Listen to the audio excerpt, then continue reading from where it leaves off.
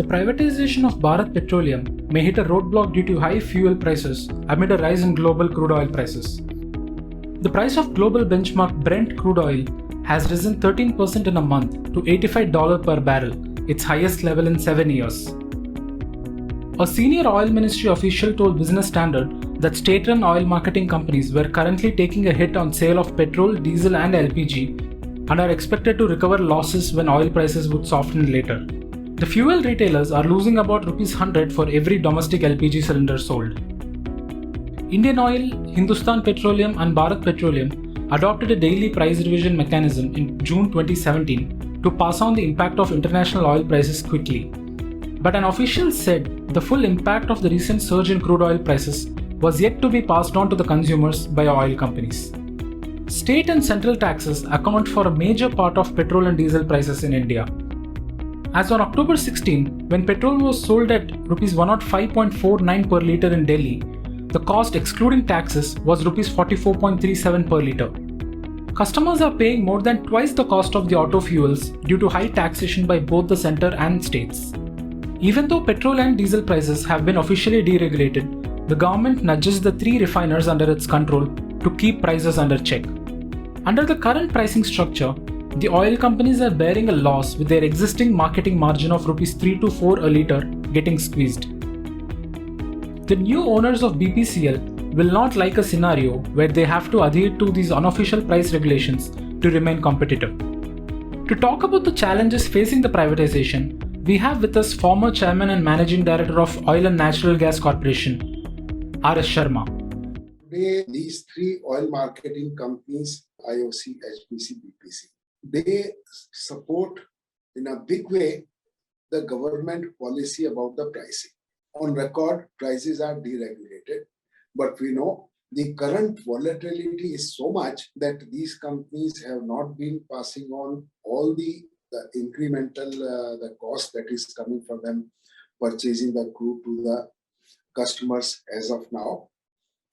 If one of the companies go in the private sector, will that be feasible? Number one. Number two, current volatility. When the government had announced disinvestment of BPCL, that time, fortunately, there was a lot of stability in this sector. Crude prices were at comfortable level. There were no under recoveries. And of late, why 50, 60? It has crossed 70. Now it has crossed 80. And I will not be surprised that it reaches 3-digit level. Because there is sudden spurt in the demand. How this under recoveries that will happen, how a private company will be willing to participate in that.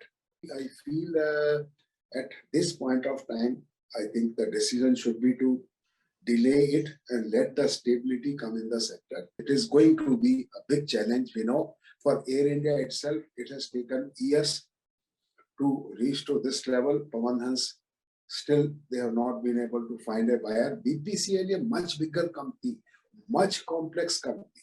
There's a upstream, there's a petchem, there's a LPG subsidy issue. There are multiple issues to be addressed. If public sector OMCs are not allowed to freely change prices when oil prices continue to soar, BPCL finances will take a hit after it changes hands. The company has a network of 18,768 retail fuel outlets. To understand this, let us imagine a scenario where there is a further surge in oil prices after BPCL is privatized. The government cannot ask a private company to absorb losses to minimize the impact on consumers. But if it asks Indian Oil and HPCL to do this, BPCL will have no option but to reduce its prices. Else, customers will flock to cheaper options like Indian Oil and Hindustan Petroleum.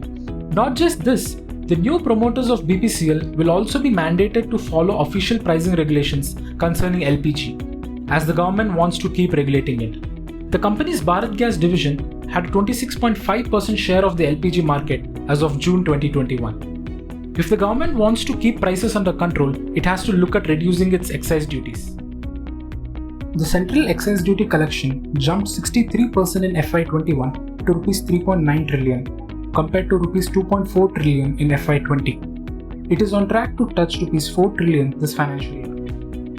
Investors will not look favorably at the privatization process if the government intends to shift the burden onto the private owners after Bharat Petroleum is sold.